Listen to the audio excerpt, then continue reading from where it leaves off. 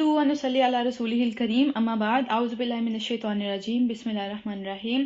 Rabbi शरह ली सदरी व यस्सिर ली अमरी वहलुल उक़दतम मिन लिसानी यफ़क़हू क़ौली रब्बि ज़िदनी इल्मा रब्बि ज़िदनी इल्मा रब्बि ज़िदनी इल्मा। नंबर 21 हमने स्टार्ट किया है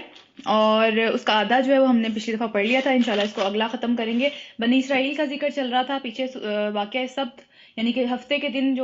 दिन की खिलाफ वर्जी जिन्होंने की थी उनका वाक़या जो है वो पीछे आ रहा था। अब वो वाला वाक़या अभी ख़त्म हुआ है और उसके पीछे अल्लाह ताला ने फरमाया है कि हमने इनसे कहा कि बंदर हो जाओ और ज़लील और ख्वार हो जाओ। उससे आगे से आज पढ़ना शुरू करेंगे। और याद करो कि जब तुम्हारे रब ने ऐलान कर दिया, फैसला कर लिया कि वो क़यामत तक बराबर ऐसे लोग बनी इसराइल पर मुसल्लत करता रहेगा जो इनको बदतरीन अजाब देंगे, यकीनन तुम्हारा रब सजा देने में बड़ा सख्त है और यकीनन वो बख्शने वाला और रहम से काम लेने वाला भी है। यानी कि वही कौम जिसको हम पीछे से पढ़ के आ चुके हैं, अल्लाह ताला ने कहा था जिसको मैंने सारे जहानों के ऊपर फजीलत दी हुई थी, जो कि लोग जो है जिनके ऊपर जो है इस तरह के इनामात किए जो कभी किसी पे नहीं किए, इंसानों के अंदर से किसी के ऊपर वो इनामात नहीं हुए, लेकिन उनके बारे में अब जो है वो हमारा रब ये बात कह रहा है कि वो क़यामत तक उनके ऊपर ऐसे लोग मुसल्लत करता रहेगा। ये अल्लाह का वादा कर लिया कि वो उनको बदतरीन अजाब दुनिया में भी देंगे और आखिरत में तो पहुंच के अजाब जो उनके लिए लिखा हुआ है वो तो है ही है, लेकिन दुनिया में भी जो है उनके ऊपर बदतरीन अजाब का वो शिकार रहेंगे। अल्लाह ताला ने वादा कर लिया। तो इससे जो है वो एक सबक हम लोगों को मिलता है कि अगर अल्लाह ताला ने हमें हिदायत की नेमत से नवाजा है या हमारे ऊपर ये जिम्मेदारी अब डाल दी है इनसे हटा के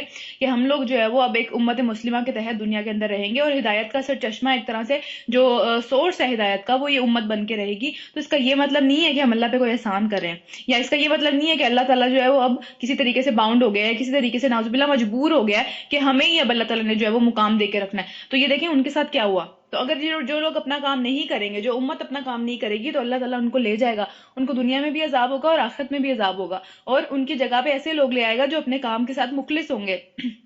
जो वाकई जो है वो काम करने वाले होंगे। तो ये इनका अंजाम बताने का हमें ये मकसद है कि हम इस बात को समझ लें कि इसमें प्राउड होने वाली या इसमें जो है वो बहुत ज़्यादा समझ लें खुश फहमियों में मुब्तला होने वाली कि हमें तो कुछ करने की ज़रूरत ही नहीं है, हम तो मुसलमान पैदा हो गए हैं, हम तो उम्मत ही पैदा हो गए हैं नबी सल्लल्लाहु अलैहि वसल्लम के, तो इससे आगे तो कोई बात ही नहीं है। तो ये सारी चीज़ें ऐसी नहीं है, वो भी ऐसी बातें करा करते थे। फिर क्या हुआ कि हमने इनको ज़मीन में टुकड़े टुकड़े करके बहुत सी कौमों में तकसीम कर दिया। यानी ये भी एक आजमाइश की एक शक्ल है कि इंसान में यूनिटी ना रहे, इंसान के अंदर या फिर आप समझ लें किसी घर के अंदर या फिर किसी सोसाइटी के अंदर, किसी कम्युनिटी के अंदर, किसी माशरे के अंदर या किसी कंट्रीज में आपस में जो है वो एक यूनिटी ना रहे। यूनिटी और आपस में भाईचारा जो है वो अल्लाह ताला का एहसान है, अल्लाह ताला पैदा करते हैं वो लोगों के अंदर। लेकिन अगर लोग जो है वो पीछे हटते हैं तो अजाब की एक शक्ल ये भी होती है कि अल्लाह ताला जो है वो एक को दूसरे से अलग करके किसी भी बात पे, किसी भी इख्तलाफ के ऊपर एक दूसरे से अलग करके बहुत सारी कौमों में तकसीम कर देते हैं और वो आपस में लड़ना शुरू कर देते हैं। बाहर वाले तो उनको क्या नुकसान पहुंचाएंगे, वो अंदर से ही आपस में जो है एक दूसरे की टों में लगे रहते हैं और एक दूसरे की जाहिर सी बात है अब जो आपस में एक दूसरे को जिस तरह से जानते होते हैं बाहर वाले उस तरह से नहीं जानते होते। आपस में जिस तरह पता होता है कि किस तरह नुकसान पहुंचाएंगे तो ज्यादा जोर से लगेगा, मतलब वो जो अजाब होता है आपस में एक दूसरे का वो ज्यादा बड़ा अजाब बन जाता है बाहर वालों से निस्बत। तो फिर क्या है कि इनको कौमों में तकसीम कर दिया और कुछ लोग इनमें से नेक थे और कुछ इससे मुख्तलिफ। ये बात देखिए यहाँ पे किस कदर प्यारी अल्लाह ताला ने बात की हुई है। अल्लाह ताला ने बुराई नहीं कहा कि वो लोग बुरे थे, कुछ नेक थे और कुछ बुरे थे, ऐसा नहीं कहा। यानी कि बुरी बात करना या बुरा किसी को कहना या इस तरह के मामलात करना ये एक पसंदीदा बात नहीं है, ठीक है। उस बात को कहीं और तरीके से भी किया जा सकता है, जैसा कि यहाँ पे किया गया कि कुछ लोग इनमें से नेक थे और कुछ इससे मुख्तलिफ थे। यानी इसको इतना प्यारे तरीके से ये बात की गई है, तो ये इस तरीके को हमें जो है वो अपनाना चाहिए। बुराई को सरेआम बुराई कहना एक तरह से बुरा काम करने वाले को ढीठ कर देता है। वो कहता है कि अब तो सबको पता है कि मैं जो वो ये काम कर रहा हूँ तो अब तो मैं करता ही चला जाऊंगा, अब तो वापसी का कोई रास्ता ही नहीं है। अब अगर मैं ठीक हो भी गया तो क्या होगा, लोगों को पता तो नहीं चलेगा ना, लोग तो फिर भी यही बात करेंगे मेरे बारे में कि मैं तो बुरा ही हूँ। तो फिर इसलिए अब करते चले जाओ, खुल्लम खुला करो, कोई मसला ही नहीं है। तो हमेशा मुंह से बात हम जो निकालते हैं या किसी को तनकीद करते हैं इस तरह की, या 10 लोगों को हम बैठ के किसी की बुराई करते हैं, उससे बचना चाहिए, ये अच्छी बात नहीं है। और फिर क्या, और हम इनको अच्छे और बुरे हालात से आजमाइश में मुब्तला करते रहे कि शायद ये पलट आए। फिर से वही बात है, फिर अगली रस्लों के बाद हमने इसमें ऐसे जानशीन हुए इनके जो किताब इलाही के वारिस होकर दुनिया की जिंदगी का सामान समेटने लगे। यानी इनमें से कुछ लोग तो बेहतर हुए, कुछ लोग तो उसकी तरफ वापस आ गए, जैसे अल्लाह ताला ने कहा है ना कि मैंने आजमाइश में डाला ताकि ये लोग पलट जाएं, तो कुछ तो पलट गए। लेकिन उनकी नस्लों में से इस तरह के लोग आए कि जो कि जिंदगी का सामान इकट्ठा करने लगे किताब इलाही से, यानी कि अपने फतवों को बेचना, गलत फतवे देके पैसे लेना या किसी کسی کو جو ہے وہ غلط معاملہ کر دینا، کسی کا پیسے لے کے کتاب کو بدل دینا، حکم کو بدل دینا، انہوں نے یہ کام شروع کر دیا ہے۔ پھر کیا ہوا کہ اور کہہ دیتے تھے کہ ہمیں تو معاف کر دیا جائے گا، ہم تو امتی ہیں، ہمیں تو معاف کر دیا جائے گا، ہم جو کریں گے معاف کر دیا جائے گا، کوئی مسئلہ نہیں ہے۔ یہ سیم ہماری والی باتیں وہ لوگ کرتے تھے۔ اور پھر کیا، اور اگر ویسا ہی سامان ان کے پاس دنیا سامنے آتی تو پھر اسے لپک کر لے لیتے، یعنی کہ دنیا میں بھی اگر ان کو اس طرح کہیں پہ بھی موقع ملتا، جتنا اکٹھا کر لیا اس کے بعد اور بھی اکٹھا کر لیتے۔ ان کا صرف سارا کا سارا جو لگاؤ تھا، ساری کی ساری جو کوششیں تھیں وہ دنیا کے لیے تھی۔ کیا ان سے کتاب کا عہد نہیں لیا جا چکا ہے کہ اللہ کے نام پر وہی بات کہو جو حق ہو؟ وہ خود پڑھ چکے ہیں جو کتاب میں لکھا ہوا ہے، یعنی سب پڑھتے جانتے بوجھتے ہوئے علماء اگر یہ کام کر رہے ہیں، علم والے لوگ یہ کام کر رہے ہیں، تو پھر تو کوئی ان کے پاس ایکسکیوز نہیں بچتا۔ پھر کیا، آخرت کا گھر تو تقوی والوں کے لیے ہی بہتر ہے، یعنی جو یہ کام نہیں کرے گا اسی کو آخرت کا گھر ملے گا، جو دنیا میں ہی کوششوں میں لگا رہے گا اس کے لیے دنیا ہی ہے۔ پھر کیا تم اتنی سی بات نہیں سمجھتے؟ جو لوگ کتاب کو پابندی کے ساتھ پکڑ لیتے ہیں، یعنی کہ تھام لیتے ہیں پوری، مطلب کہ ایک قوت سے اس کو پکڑ لیتے ہیں، اور جنہوں نے نمازیں قائم رکھی ہیں، یعنی کتاب کو پکڑ لینے کا مطلب ہے کہ آپ کی جو زندگی ہے اس کے اندر نماز کم از کم داخل ہو جائے گی، کسی بھی سینس میں داخل ہو، کسی بھی درجے میں داخل ہو، وہ داخل ہوگی، کیونکہ ٹو وے کمیونیکیشن ہے نا۔ اگر کتاب پکڑ لی ہے، ہم اللہ تعالیٰ کی باتیں پڑھ رہے ہیں، تو پھر ہمارا بھی تو بنتا ہے نا کہ آگے سے جواب دیں اللہ تعالیٰ کو۔ ہم جب نماز میں ہوتے ہیں تو ہم اللہ سے باتیں کر رہے ہوتے ہیں، جب ہم قرآن پڑھ رہے ہوتے ہیں اللہ ہم سے باتیں کر رہا ہوتا ہے، تو کمیونیکیشن ہمیشہ ٹو وے ہوتی ہے۔ کبھی بھی ایک طرف سے آپ باتیں کری جائیں گے آگے سے جواب نہیں آئے گا، ایٹ دا اینڈ کیا ہوگا، وہ کنیکشن ختم ہو جائے گا، ٹھیک ہے، وہ کسی نہ کسی طریقے سے وہ ختم کر دیں گے اس کو کہ بھائی نہیں یہ تو کام بن نہیں رہا۔ تو وہ یہ ٹو وے کمیونیکیشن والی بات ہے۔ جنہوں نے کتاب کو مضبوطی سے پکڑ لیا ان کی زندگی میں نمازیں آ جائیں گی کہیں نہ کہیں، ٹھیک ہے، یہ دونوں آپس میں ساتھ ساتھ چلتی ہیں یہ دونوں چیزیں۔ پھر کیا ہے کہ یقیناً ایسے نیک کردار لوگوں کا اجر ہم ضائع نہیں کریں گے۔ انہیں وہ بھی وقت کچھ یاد ہے جب ہم نے ان کے اوپر پہاڑ کو اس طرح سے لا کھڑا کیا جیسا کہ سائبان ہو، یعنی اس طرح سے وہ پہاڑ عام طور پہ جب ہم دیکھتے ہیں تو وہ اس کا پورا کا پورا زمین پہ بچھا ہوا ہوتا ہے، لیکن اب اگر یہ سوچیں کہ پہاڑ جو اپنی جگہ سے ایک طرف سے اٹھ جائے اور وہ ان کے اوپر آگے کھڑا ہو جائے کہ ابھی گرنے لگا، جیسے اوپر سے گرنے لگا، اس طرح سے اللہ تعالیٰ نے ان کے اوپر پہاڑ کو کھڑا کر دیا۔ اور پھر کیا، ایسا لگتا تھا کہ وہ ان پہ ابھی گر جائے گا آ کے۔ اور اس وقت ہم نے ان سے کہا کہ جو کتاب ہمیں تمہیں دے رہے ہیں اسے مضبوطی سے تھامو، اور جو کچھ اس میں لکھا ہے اسے یاد رکھو۔ بھولنے والی باتیں نہیں ہیں اس کے اندر، یہ زندگی کے معاملات ہیں، یہ کوئی ایسی باتیں نہیں ہے کہ جو ہے نا صرف خاص خاص موقع پہ یاد آئیں گی کہ اچھا ہاں اس موقع پہ کیا کہتا ہے قرآن، یا اس موقع پہ جو ہے وہ جو تورات ہے اس میں کیا حکم ہے۔ یہ زندگی ہے پوری کی پوری، کیونکہ دین کا مطلب ہے طریقہ زندگی کو گزارنے کا طریقہ۔ ہر چھوٹی سے چھوٹی چیز اس کے اندر لکھی ہوئی ہے، ہر چھوٹی سے چھوٹی چیز میں جو ہے وہ اگر ہم اسلام کو فالو کریں تو اس کے اندر سے ایک ثواب کا ذریعہ ہم بنا سکتے ہیں اس کو۔ اور پھر کیا توقع ہے کہ تم غلط روی سے بچ جاؤ گے اگر اس کو مانتے رہو گے۔ تو اللہ تعالیٰ نے ان کو اس طرح سے ڈرا کے کتاب لی، کیونکہ وہ بہت سرکش لوگ تھے، تو اللہ تعالیٰ نے ایک طرح سے معجزے کے طور پہ کہ ان کو لگا کہ موت بالکل سامنے کھڑی ہوئی ہے، تو ڈرتے ڈرتے انہوں نے بڑی مضبوطی سے اس کتاب کو پکڑا کہ ہاں ہم اس پہ عمل کریں گے۔ انہوں نے سچا وعدہ کرنے کی کوشش کی اس وقت۔ اور پھر کیا ہوا کہ اے نبی صلی اللہ علیہ وسلم، اگلا رکوع ختم ہو رہا ہے، یہاں پہ اگلا رکوع ہے، لوگوں کو یاد دلاؤ وہ وقت جبکہ تمہارے رب نے بنی آدم کو پشتوں سے نکالا، ان کی ساری نسلوں کو، اور خود ان کو اوپر ہی ان کو گواہ بناتے ہوئے پوچھا۔ یہ تیسری دفعہ ذکر آ رہا ہے اس وقت کا، ٹھیک ہے، شیطان اور وہ سارے کے سارے ٹائم کا، شیطان کا تو خیر یہاں پہ ذکر نہیں ہے، لیکن حضرت آدم کا جو قصہ ہے یہ تیسری دفعہ یہاں پہ آ رہا ہے قرآن میں۔ اس سے پچھلی صورت میں بھی ہم پڑھ چکے ہیں جب شیطان نے کیا وعدہ کیا تھا کہ میں ان میں سے سب کو بھٹکاؤں گا، اس کے بعد اس سے پہلے جو ہے قرآن میں وہ پہلے سپارے کے اندر آیا تھا وہ، تو یہ تیسری دفعہ آ رہا ہے ابھی وہی والا، لیکن یہ شیطان کے بارے میں نہیں ہے، یہ بنی آدم کے، یہ آدم علیہ السلام سے جب ہم پیدا کیے گئے تھے تب کی بات ہے۔ پھر کیا، ان کو یاد دلاؤ وہ وقت کہ جب تمہارے رب نے بنی آدم کو، یعنی کہ ساری کی ساری امت جتنی بھی حضرت آدم علیہ السلام کی ساری اولاد کو وہاں سے نکالا، آدم کی پشتوں سے اس کی نسل کو نکالا، اور انہیں خود ان کے اوپر گواہ بناتے ہوئے پوچھا کہ کیا میں تمہارا رب نہیں ہوں۔ یہ وہ وعدہ ہے جو کہ ہم نے شروع میں بھی پڑھا تھا نا، جب ہم نے قرآن سٹارٹ کیا تھا سورہ بقرہ کے بالکل سٹارٹ کے اندر اللہ تعالیٰ نے کہا تھا کہ وہ اپنا وعدہ پورا نہیں کرتے اللہ سے کیا ہوا، تو یہ وہ وعدہ ہے، یہ ہم سے بھی، یہی ہر انسان سے وعدہ جو اس دنیا میں آیا ہے، جو آ چکا ہے، جو جا چکا ہے، ہر ایک سے یہ وعدہ اللہ تعالیٰ نے کیا تھا۔ ہم سب کی روحوں کو وہاں پہ اکٹھا کیا تھا، جب ہمیں جسم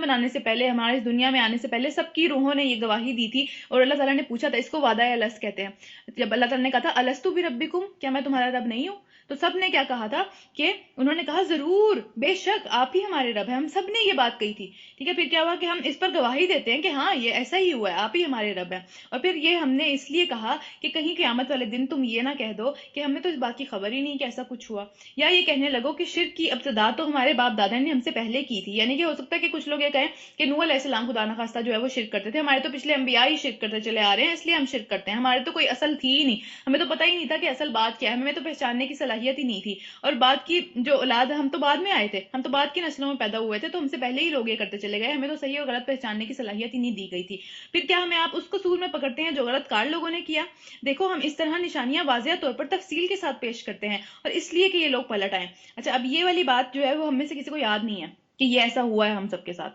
لیکن ایک اللہ تعالیٰ نے ہمارے شعور کے اندر یہ بات نہیں رکھی، لیکن لاشعوری طور پہ ہم جو حق کو دیکھ کے فوراً پہچان لیتے ہیں، اپنے رب کی کوئی بات سن کے ہم فوراً پہچان لیتے ہیں ہمارے رب کی طرف سے ہے یہ چیز. ٹھیک ہے، کوئی غیر مسلم بھی سنتا ہے، کوئی مسلمان بھی سنتا ہے، مسلمان گھروں میں پیدا ہوئے ہیں لیکن کبھی قرآن پڑھا نہیں ہے، کبھی قرآن کو کھول کے دیکھا نہیں کہ اس کے اندر اللہ تعالیٰ نے باتیں کیا کی ہیں، ترجمے کے ساتھ پڑھا لیکن اس کی ڈیٹیل ایک طرح سے نہیں پڑھی کہ بھئی اس کا مطلب کیا ہے. تو جیسے ہی اس تک پہنچتے ہیں فوراً ہمارا دل کیوں گواہی دے دیتا ہے یہ بات ٹھیک ہے، فوراً سے ہم اپنا عمل کیوں چینج کرنے کی کوشش کرتے ہیں کہ ہاں یہ بات بالکل ٹھیک کہی گئی ہے، میرے دل کی بات ہے. یا ہمارے رونگٹے کیوں کھڑے ہو جاتے ہیں؟ اس وجہ سے کھڑے ہو جاتے ہیں کیونکہ ہم اپنے رب کو پہچانتے ہیں. چاہے ہم پوری زندگی اسے دور بھاگتے رہیں، ہم اپنے رب کو جو ہے وہ اس وعدے کی وجہ سے پہچانتے ہیں، اس سارے کے سارے جو ہے وہ معاملات کی وجہ سے پہچانتے ہیں جو ہمارے سب کانشیس کے اندر اللہ تعالیٰ نے رکھ دی گئی ہے. ٹھیک ہے، ہم اس کو ایکسیس نہیں کر سکتے. آپ دیکھیں گے ہمارے دماغ کی چیز ہے، ہمارا مائنڈ جو ہے وہ اس کے اندر ہی یہ چیز موجود ہے، لیکن ہم اسے ایکسیس نہیں کر سکتے، اپنی مرضی سے اس کو نکال نہیں سکتے وہاں سے کہ ہاں یہ والی چیز میری یہاں پہ پڑی ہوئی ہے، ہاں مجھے یاد آ گیا ایسا ہوا تھا. ہمارے اندر ہی وہ چیز ہے لیکن اس کے اوپر بھی ہمارا اختیار نہیں ہے. کتنی زیادہ یہ بے اختیاری والی بات ہے کہ اللہ تعالیٰ نے ہمارے اندر ہمارے دلوں کو صحیح اور غلط پہچاننا، اللہ کا دین اور دوسری چیزوں کو پہچاننا، ان چیزوں میں فرق کرنا، یہ فوراً سے پہلے جو دل گواہی دے دیتا ہے، اور یہ ہر انسان کا دے دیتا ہے. یہ جو ہے ایک طرح سے یہ کیونکہ وعدہ سب کر کے آئے ہوئے تھے، چاہے وہ کافر ہوں، چاہے وہ آج مشرک ہوں، چاہے وہ آج جو ہے وہ کسی اور دین کو فالو کر رہے ہیں، نبی صلی اللہ علیہ وسلم کا مذاق نعوذ باللہ اڑا رہے ہیں، جو مرضی وہ کام کر رہے ہیں، جب وہ اس حقیقت تک پہنچ جاتے ہیں یا ان تک کہیں نہ کہیں کسی نہ کسی طریقے سے اللہ کی ایک صحیح بات صحیح سینس میں پہنچتی ہے، ان کا دل فوراً گواہی دے دیتا ہے کہ یہ بات بالکل ٹھیک ہے. اور وہ کیوں دیتا ہے؟ وہ اس وعدے کی وجہ سے دیتا ہے کیونکہ ہم اپنے رب کو پہچانتے ہیں. جب اس کی کوئی آیت ہمارے سامنے آتی ہے اس طریقے سے کہ وہ ہم اس کو سمجھ سکتے ہیں، تو کیا ہوتا ہے کہ ہمارا دل جو ہے وہ فوراً پہچان جاتا ہے کہ جو ساری پچھلی پوری زندگی جو گزار کے آئے ہیں وہ اس طرح کی نہیں تھی جو کہ یہ ہے. تو اس وجہ سے جو ہے وہ یہ پڑھنے کے ساتھ یا اس کے ساتھ جو سیکھنے کے ساتھ جو ہے وہ ایک دل کے اندر سکون بھی آتا جاتا ہے. ایک لگتا ہے کہ ہم جو ہے وہ زندگی میں کچھ اچھا کر رہے ہیں، ہم زندگی کا مقصد پورا کر رہے ہیں. وہ کیوں لگتا ہے؟ کیونکہ یہ مقصد یہی تھا، الستو بربکم، کیا میں تمہارا رب نہیں ہوں؟ تو اس کے بعد رب کا مطلب یہ نہیں ہوتا کہ صرف ہم مانے کہ یہ رب ہے. رب کا مطلب یہ ہے کہ اس کی اطاعت کی جائے، اس کا جو ہے وہ بندہ بن کے رہا جائے، اس کا غلام بن کے رہا جائے، وہ جو کہے اس کو مانا جائے. تو یہ جب ہم آیتیں سنتے ہیں، آیتیں پڑھتے ہیں، اللہ تعالیٰ کی اپنے رب کی باتیں پڑھتے ہیں، تو ہمارے لیے عمل کرنا بھی آسان ہو جاتا ہے کیونکہ ہمارے اندر کا وہ جو ضمیر کا ایک حصہ ہے جس کو ہم نے کبھی ایکسپلور نہیں کیا، جس کو ہم نے کبھی ٹٹول کے نہیں دیکھا کہ وہاں پہ جو ہے وہ رب کہاں ہے، تو وہ کیا ہوتا ہے؟ وہ جاگ جاتا ہے فوراً سے. جب ہم یہ پورا ابھی تک ہم جو قرآن پڑھ رہے ہیں، میرا خیال ہے آپ میں سے ہر بندہ جو ہے اس بات کی گواہی دے سکتا ہے کہ اس کے پڑھنے سے پہلے اس کی زندگی کیا تھی، یا اس کی سوچنے کی جو ساری کی ساری چیزیں تھی وہ کیا تھی، اور اس کو پہلے پڑھتے ساتھ پہلے دن ہی جو ہے وہ اس نے کس طرح سے فیل کیا، وہ کیوں اس نے اس طرح سے فیل کیا، وہ اس وعدے کی وجہ سے فیل کیا. اور یہ ہم سب نے کیا ہوا، اس لیے یہ بات بالکل غلط ہے کہ کوئی بندہ جو ہے وہ اللہ کو پہچان نہیں سکتا آیتیں سامنے آنے کے بعد. وہ ہمیشہ پہچان سکتا ہے. اگر وہ کہتا ہے کہ میں نہیں پہچان سکتا، تو اس کا مطلب یہ ہے کہ اس کے دل نے جب گواہی دی اس نے اس کو دبا دیا. اور پھر ایک ایسا وقت آتا ہے کہ جب دل گواہی دیتا جاتا ہے لیکن ہم کیا کرتے ہیں؟ اس کو دبا دبا کے اس کا منہ ہی بند کرا دیتے ہیں، وہ پھر نہیں گواہی دیتا، پھر اس سے وہ سیکھنے کی یا پھر صحیح غلط کو پہچاننے کی جو صلاحیت ہے وہی ختم ہو جاتی ہے. تو وہ سچویشن ہوتی ہے جس پہ اللہ تعالیٰ کہتے ہیں ختم اللہ علی قلوبہم، میں نے مہر لگا دی ان کے دلوں کے اوپر، اب نہیں کچھ سنیں گے، اب وہ گونگے اور بہرے اور اندھے ہو گئے ہیں. ٹھیک ہے، تو وہ والی مہلت آ جاتی ہے، اس ٹائم پہ وہ والا ٹائم آ جاتا ہے. تو پھر آگے چلتے ہیں. اور اے نبی، تو اللہ تعالیٰ نے کہا اے نبی تم یاد کراؤ لوگوں کو، مطلب ہمیں یاد تو نہیں ہے یہ چیزیں، لیکن ہم اس سے جو ہے وہ جب جس نتیجے پہ پہنچے یہ ساری کی ساری چیزوں پہ، تو کیا ہوا کہ ہمیں سمجھ میں آیا کہ ہم جو پہچان رہے ہیں ساری کی ساری چیز کو، ہمیں لگتا ہے کہ ہماری ہی بات ہو رہی ہے، ہمارے لیے ہی ہے یہ بات، ہمارے رب کی طرف سے ہے. تو ہمیں اسی لیے لگتا ہے کیونکہ ہم اپنے رب کو پہچانتے ہیں اپنے دل کے اندر. اور پھر کیا اچھا، اس کے بعد ایک اور بات اس میں جو ہم ابھی پیچھے پڑھ کے آئے ہیں کہ فرعون کے جو جادوگر تھے ساری زندگی وہ جادوگری کرتے رہے، ساری زندگی جو ہے وہ فرعون کو پوچھتے رہے یا ڈفرینٹ قسم کے جو ہے وہ شریک کرتے رہے، لیکن جیسے ہی انہوں نے حق سامنے دیکھ لیا اس لمحے ان کے ساتھ کیا ہوا تھا، ان کو کیسے پتا چل گیا یہی رب ہے. ٹھیک ہے، تو یہ ساری کی ساری ہسٹری ہماری اس بات سے بھری پڑی ہے، اور ہمارا خود دل بھی اس بات سے بھرا پڑا ہے کہ ایک لمحہ لگتا ہے رب کو پہچاننے میں. اور وہ کیوں؟ کیونکہ ہمارے اندر جو چیز اس کو اٹریکٹ کری ہوتی ہے وہ فوراً سے باہر آ جاتی ہے، کہ ہمارے اندر جو اس کو پہچاننے کی صلاحیت ہے وہ ساری کی ساری ہم اسی کی روشنی میں جو ہے وہ فوراً پہچان جاتے ہیں یہ بات سچ ہے اور یہ بات سچ نہیں ہے، فوراً سے پہچان جاتے ہیں. تو کیا ہے کہ اے نبی صلی اللہ علیہ وسلم ان کے سامنے اس شخص کا حال بیان کرو جس کو ہم نے اپنی آیات کا علم عطا کیا تھا. اچھا، اب یہ ہماری بھی بات ہو رہی ہے اور یہ اصل میں بھی ایک واقعہ تھا کہ ایک مرد، ایک جو آدمی تھا وہ اس طرح کا تھا کہ وہ بہت عالم اور فاضل تھا، یعنی کہ اس کو جو ہے وہ علم حاصل تھا اسے، اور سارے کے سارے جو معاملات تھے اس کو خبر تھی. تو پھر کیا ہوا؟ مگر وہ اس کی پابندی سے بھاگ نکلا. ٹھیک ہے، ایک ایسا وقت آیا کہ وہ اس کے اوپر وہ قائم نہیں رہ سکا، اور پھر آخرکار شیطان اس کے پیچھے پڑ گیا. یعنی کہ ایک ٹائم تو یہ ہوا کہ وہ جو ہے اپنی پابندی سے بھاگ نکلا، اور لیکن اس کے بعد ایسا ہوا کہ جب شیطان کو پتا چلا کہ یہ جو ہے وہ بالکل بھی قریب نہیں جائے گا، یا پھر یہ دور نکلا ہوا ہے، میرے پاس مہلت ہے اس کو مزید دور کرنے کی، تو اس نے پوری اپنی ساری کوشش جو ہے اس کے اوپر لگا دی کہ بس اب یہ جو ہے نا یہ اتنا دور جائے کہ کبھی واپس نہ آ سکے. تو یہ والی بات یہاں پہ دیکھیں، اس کا کانٹیکسٹ دیکھیں. یہاں پہ پیچھے ہم نے پڑھا ہے، ہمیں اللہ تعالیٰ نے وہ بات بتائی ہے جس کا ہمیں علم نہیں تھا. ٹھیک ہے، اس کے اوپر ہمارا یہ ایکسکیوز آتا ہے کہ ہمیں تو پتہ ہی نہیں ہے، ہمیں تو یاد ہی نہیں ہے یہ بات. اور یہاں پہ اللہ تعالیٰ کہہ رہے ہیں کہ سب کچھ پتا ہونے کے باوجود بھی لوگوں میں یہ ایبلٹی ہے کہ وہ دور چلے جاتے ہیں. تو اگر یہ بات اللہ تعالیٰ نے ہمیں نہیں بتائی تو یہ بھی ہمارے ایک ٹیسٹ کا حصہ ہے، ہمارے ایمان بالغیب کا حصہ ہے کہ کیا کہ ہم غیب کے اوپر ایمان لاتے ہیں. اور اس کے اندر بھی اللہ تعالیٰ نے ہمارے اندر یہ سینس رکھی ہوئی ہے کہ ہم فوراً پہچان جاتے ہیں صحیح اور غلط کی بات. ایسا نہیں ہوتا کہ کوئی بندہ نہ پہچانے، اس کے دل پہ اثر نہ کرے یہ بات. بعد میں وہ جو ایکشن کرتا ہے، بعد میں جس طرح سے اس کا ری ایکشن آتا ہے کہ وہ مانتا ہے نہیں مانتا، وہ منہ سے اقرار کرتا ہے، جو مرضی وہ کرتا ہے، وہ اس کا اپنا مسئلہ ہے. دل گواہی دیتا ہے، سب کا دل گواہی دیتا ہے. پھر کیا ہے کہ اس طرح اگر علم ہوتا بھی، اگر یہ علم ہمارے پاس اب آ بھی گیا ہے، اب ہم جس طرح علم کے وارث بنا دیے گئے ہیں، ہم جس طرح پڑھتے چلے جا رہے ہیں، علم آتا چلا جا رہا ہے. اس طرح تو نہیں ہے، پہلے والی حالت تو نہیں ہے کہ بالکل کچھ یاد ہی نہیں ہے. لیکن کیا ہوتا ہے کہ اس کو بھی شیطان بھڑکا سکتا ہے. تو جس کے پاس علم ہے اس کے ساتھ تو بلکہ زیادہ شیطان لگ جاتا ہے اس کے پاس، کہ وہ چاہتا نہیں ہے وہ اس پہ عمل کرے، کیونکہ پھر ظاہر بات ہے ذمہ داری بھی آ جاتی ہے. پھر کیا ہے، مگر وہ اس کی پابندی سے بھاگ نکلا، آخر شیطان اس کے پیچھے پڑ گیا، یہاں تک کہ وہ بھٹکنے والوں میں شامل ہو کر رہا. یعنی اتنا دور اس کو شیطان لے گیا، شیطان نے میک شور کیا کہ وہ کبھی واپس نہ پلٹ سکے. اور اگر ہم چاہتے تو ان آیتوں کے ذریعے اسے بلندی عطا کرتے. وہ جو زندگی میں اس نے ساری کی ساری چیزیں سیکھی، جو علم حاصل کیا، اس کے ذریعے اگر اللہ چاہتا، اور وہ اللہ کب چاہتا، جب وہ چاہتا، وہ بندہ خود چاہتا، وہ بندہ خود ان کے ذریعے سے جو ہے وہ دنیا کی بھی عزت پاتا اور آخرت کی بھی عزت پاتا. لیکن اس نے ایسا نہیں چاہا، مگر وہ تو دنیا کی طرف ہی جھک گیا. اس کا سارا جھکاؤ صرف اس بات پہ رہ گیا کہ میری ساری کی ساری کوششیں، سارے کا سارا مال و اسباب، اولاد، ہر چیز جو ہے وہ دنیا کی تسلی اور دنیا کی چیزیں حاصل کرنے میں لگ جائے، آخرت کی اس کو کوئی فکر نہ رہی. تو پھر کیا ہوا کہ شیطان بھی اس کے پیچھے لگ گیا اور وہ بھٹکنے والوں میں شامل ہو کے ہی رہا، اور اپنی خواہش نفس کے ہی پیچھے پڑا رہا. اس کو لگا کہ یہ پڑھنا تو بڑا مشکل کام ہے، اچھا ٹھیک ہے مجھے پتہ ہی ہے، آج نہیں کروں گا، کل کر لوں گا، پرسوں کر لوں گا، سستی آ گئی، ٹھیک ہے، یا پھر کوئی نہ کوئی بہانہ آتا چلا گیا. شیطان نے بہت مشکل بنا دیا. لہٰذا اب اس کی حالت ایک کتے سی ہو گئی ہے، کتے جیسا ہو گیا وہ، کہ تم اس پر حملہ کرو وہ تب بھی ہم پہ، یعنی کہ اس کی زبان باہر ہی ہو، اور وہ مطلب ایک طاق میں ہو کہ یہ ذرا سا سائڈ پہ ہو تو میں اس کے پیچھے جاؤں. اور پھر کیا ہے، اور اسے چھوڑ دو، یعنی اس کو کچھ بھی نہ کرو تب بھی زبان لٹکائے رکھے. اس کو تم کھانے کو دو، اس کو تم پینے کو دو، ہر وقت اس کی حالت اور اس کے لالچی پن کا یہ حساب ہے کہ اس کی زبان باہر ہی ہے، چاہے وہ سکون کی حالت میں گھر میں بیٹھا ہوا ہے، چاہے وہ کہیں باہر پھر رہا ہے. عام طور پہ جانور یا انسان ہانپتے تب ہیں، یعنی تیز تیز سانس چڑھنا یا اس طرح کی باتیں کرنا، تو ہانپتے تب ہیں جب وہ تھک جاتے ہیں کسی چیز میں. لیکن کتے کی مثال اللہ تعالیٰ نے قرآن میں جب بھی دی ہے وہ لالچی کی سینس میں دی ہے کہ اس کو لالچ ہوتا ہے، وہ منہ میں ایک چیز ہوگی لیکن وہ اگلی چیز کے پیچھے بھاگے گا کہ یہ چیز ہے. تو اللہ تعالیٰ کہتے ہیں اس بندے کی مثال جو کہ علم حاصل کر لینے کے بعد دنیا کی طرف پلٹ جاتا ہے واپس، تو اس کی مثال بالکل ایک کتے جیسی ہے. تو اللہ تعالیٰ ہم سب کو جو ہے وہ اس طرح کے انجام سے بچائیں، کیونکہ اب ہم علم کی راہ کے اوپر چل رہے ہیں. ٹھیک ہے، تو شیطان کا ایک طرح سے وار زیادہ ہوتا ہے علم والوں کے ساتھ، کیونکہ اس کو لگتا ہے کہ یہ لوگ جو ہے وہ آگے جا کے کہیں اور دوسروں کے ساتھ جو ہے، ظاہر بات ہے کہ علم والے سے کتنا فائدہ ہوتا ہے دنیا میں سب کو. تو اس طرح سے کیا ہوتا ہے کہ وہ شیطان چاہتا ہے کہ وہ اس کا جو فائدہ ہے وہ وہیں تک ختم ہو کے رہ جائے اور وہ کبھی بھی کامیاب لوگوں میں سے نہ ہو. تو اس لیے ہمیں ہمیشہ جو ہے وہ اللہ تعالیٰ سے دعائیں مانگتے رہنا چاہیے. جو کل بھی پرسوں بھی میں نے دعا شیئر کی تھی، یا مقلب القلوبی ثبت قلبی علی دینک، اے اللہ میرے دل کو اپنے ساتھ ہی جوڑے رکھ، تو دلوں کو پھیرنے والا ہے، تو میرے دل کو ادھر ادھر نہ پھیر دی. کیونکہ شیطان کنٹینیوسلی لگا ہوا ہے، اس نے نہیں ہٹنا پیچھے، وہ بہت پیشنٹلی انتظار کرتا ہے، وہ جب اس کو موقع ملتا ہے وہ تب وار کرتا ہے.